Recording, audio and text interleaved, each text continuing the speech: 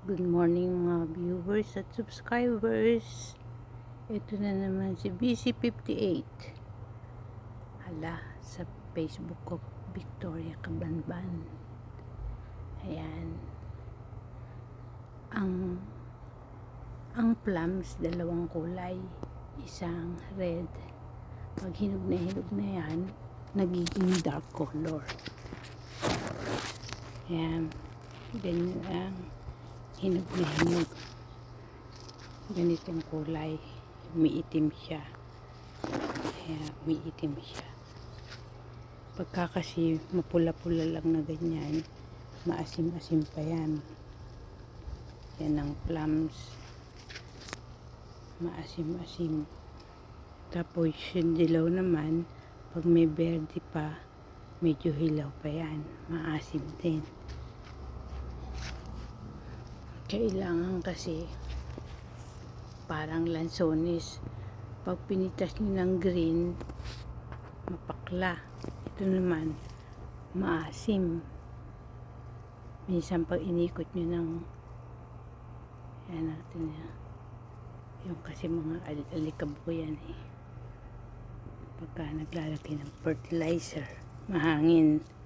Kaya naiikutan sila ng alikabok.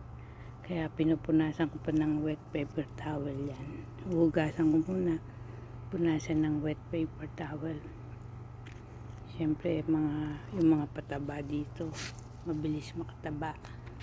Kaya pagka hindi kayo naghuhugas ng prutas bago kainin at pinupunasan ng paper towel, mabilis kayong tataba. Kasi, siyempre, mga powder ng mga fertilizer, nakakain nyo din. Kaya mahalaga rin, nag-garden kayo, nagtatanim din kayo ng puno para maumay man kayo sa mga kinakain yung mga sisebo. Hindi tataas ang cholesterol nyo, hindi kayo magkaka-high blood. Gamot din kasi sa mga ano yan, may mga sakit sa puso. Kasi yung mga may sakit sa puso, siyempre hindi nakakaiwas yun sa pagkain na masisebong pagkain. Dahil karamihan ngayon, mga mabilisang lutuan, mga nabibili sa restaurant. Kailangan kasi mas mainam pag may sakit sa puso, nag-i-exercise din. Ang exercise sa mga baradong puso, lundag na may jogging everyday para natatagtag yung mga sebo-sebo na lulusaw. Ayan. Tingnan nyo yung kabila purple, yung kabila medyo light red.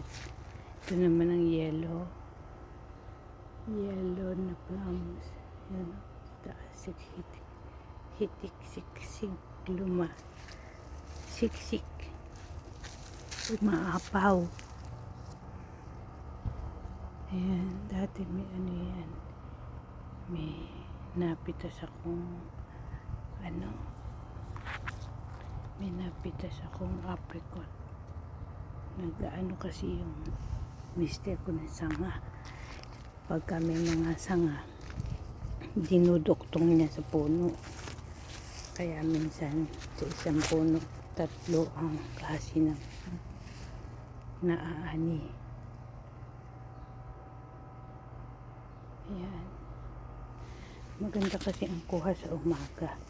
Pero pagka aanihin, umagang-umaga. Kasi pag umagang-umaga, hindi pa siya nasikatan ng araw. Hindi sasakit ang inyong tiyan. Kagaya nito, ganda. Laki-laki. Yan. Ganda kasi sa loob. Kasi hitik na hitik ang bunga. Nagtatago sila sa loob, kaso yung iba hilaw, iba baka mapigtas. Ayan,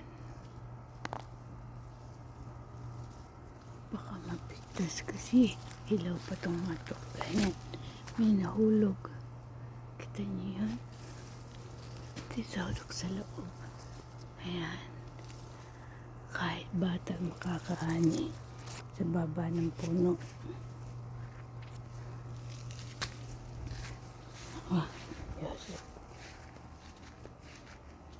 Napakalaki na ito. Isa. Masarap kasi yung pula.